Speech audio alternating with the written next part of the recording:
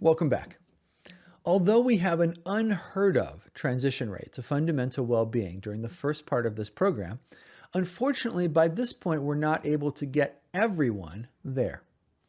You might be feeling a sense of disappointment as you watch this video, and if that's the case, it's certainly understandable. As you know, one of our key research findings is that it is important to find your methodological fit. Part one of this program focused on awareness-based methods from our larger protocol. Based on our research so far, the methods in that first part of the program work for about 65% of people who use them. So, if they didn't wind up being a good fit for you, it's not surprising that you didn't transition. The good news is that you're still in a great place to become a finder much sooner than later. At this point, you've worked your way through the core awareness-based part of the protocol, and you've also implemented the other key parts of the protocol, such as the morning and evening exercises, the positive psychology exercises, and so on. The vast majority of you have experienced some form of temporary well-being, which is a great building block.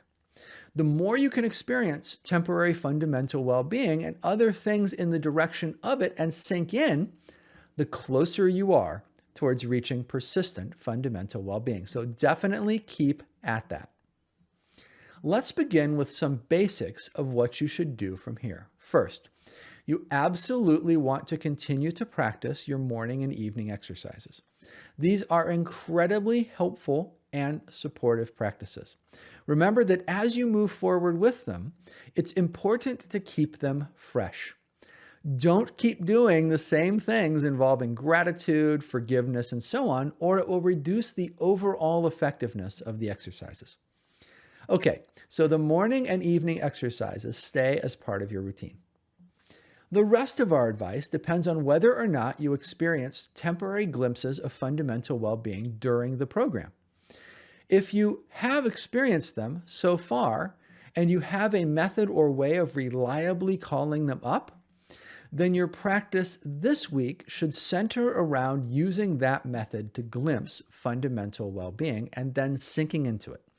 It really is that simple. You want to sink into fundamental well-being as much as you possibly can until your system persistently locks it in. If temporary glimpses seem to just be randomly happening, you want to make sure that you're taking maximum advantage of them when they do. When they show up, you want to sink in for as long as you can. If you're not currently able to use a method that reliably induces temporary glimpses of fundamental well-being, and you have one or more practices from the program that you feel are working better than others to move you in the direction of fundamental well-being, focus on those during your 1 hour of daily practice this week. Of course, you can continue to do whatever you want from the program, including practices like the group awareness exercise, optional exercises like the Lester Love technique, and so on. You might also consider that things have shifted a lot in your system as you've gone through the first part of this program. If you have time, in addition to your 1 hour per day of practicing what seems to be working for you, it can be a great idea to go back and try other methods from the program as well. Things that did not seem to initially work for you might surprise you at this point. If you don't have a way to get reliable glimpses and you didn't leave the first part of the program with at least one method that you felt was taking you in the direction of them, then we recommend systematically going back through the course practices this week. Each day, pick a different practice and try it for an hour. See how it goes. Although you may not realize it, your system has likely undergone a lot of change during this program, and it's very possible that this will produce a different relationship to one or more of the methods that didn't seem to be effective for you when you did them earlier. At the end of this week, a new part of the course room will be unlocked for you. It includes all of the remaining methods from our full protocol. As mentioned, this first part of the program focused on the awareness-related methods that work for a majority of participants. However, there are other categories of methods that the rest of the original protocol contains, which work for those who haven't had as much luck with the awareness-based methods.